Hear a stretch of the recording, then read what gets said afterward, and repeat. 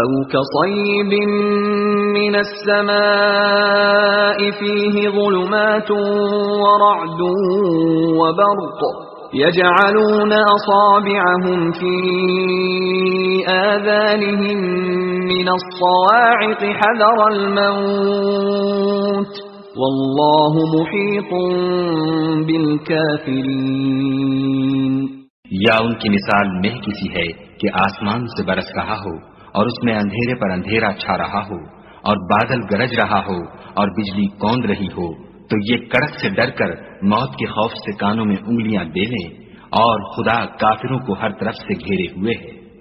يكاد البرق يخطف أبصارهم كلما أضاء لهم مشوا فيه وإذا أظلم عليهم قاموا وَلَوْ شَاءَ اللَّهُ لَذَهَبَ بِسَمْعِهِمْ وَأَبْصَارِهِمْ إِنَّ اللَّهَ عَلَى كُلِّ شَيْءٍ قَدِيرٌ.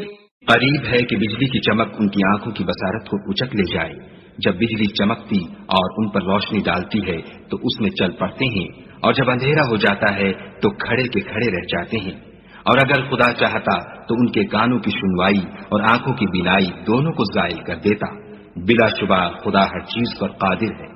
یا ایھا الناس اعبدوا ربکم الذی خلقکم والذین من قبلکم لعلکم تتقون.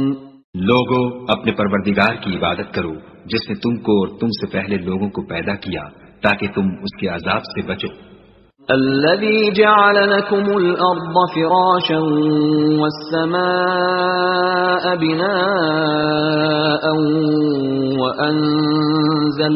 وأنزل من السماء ماء فأخرج به من الثمرات رزقا لكم فلا تجعلوا لله اندادا وانتم تعلمون.